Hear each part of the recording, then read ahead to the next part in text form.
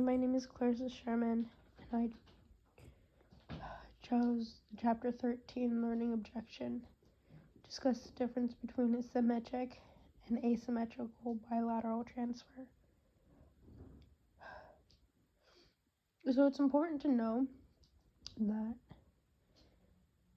asymmetric transfer is when a person is using one limb and they're trying to replicate it on a different limb that is not symmetrical to the first limb.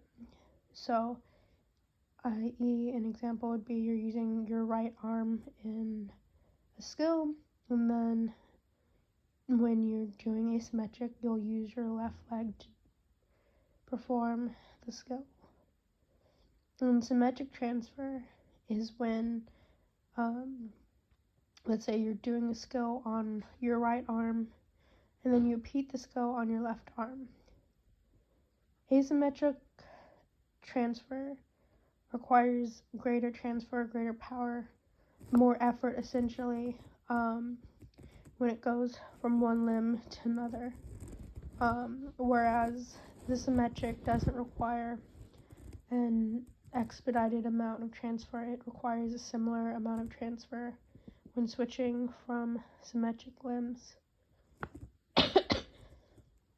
And then for chapter 14, I chose the learning objective, discuss the influence of beginners observing other beginners as they practice a skill. Sorry.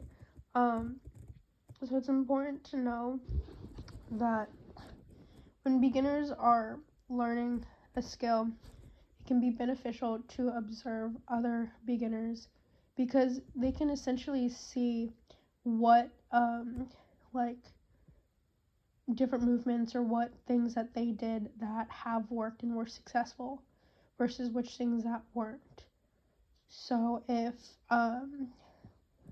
person A is watching person B and person B keeps hitting the ball a certain way and it keeps being hit really far and they want to produce the same objective,